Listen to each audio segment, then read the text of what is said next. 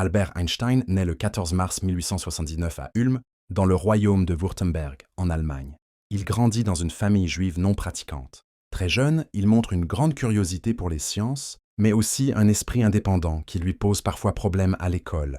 À 5 ans, un simple compas offert par son père suscite en lui une fascination pour les mystères de l'univers. Après des études en Suisse, il obtient en 1900 son diplôme à l'école polytechnique fédérale de Zurich, ETH Zurich, avec une spécialisation en physique. À sa sortie de l'école, il peine à trouver un poste universitaire.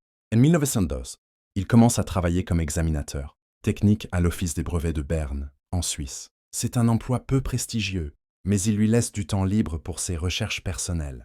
En 1905, à seulement 26 ans, Einstein publie 4 articles révolutionnaires dans la revue Annalen der Physik sur l'effet photoélectrique, qui lui vaudra plus tard le prix Nobel, sur le mouvement brownien, confirmant l'existence des atomes, sur la relativité restreinte, l'idée que le temps et l'espace ne sont pas absolus, sur l'équivalence masse-énergie, formule célèbre, E, mc2. Cette année est appelée l'annus mirabilis, année miraculeuse de la physique.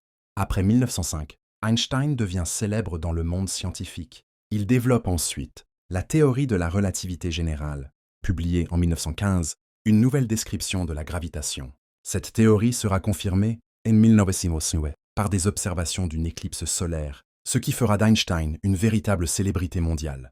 Il contribue également à la mécanique quantique, la cosmologie, la physique statistique. Juif allemand, Einstein dénonce très tôt le militarisme après la Première Guerre mondiale, le nazisme dès les années 1930. En 1933, avec l'arrivée d'Hitler au pouvoir, il quitte l'Allemagne et s'exile aux États-Unis.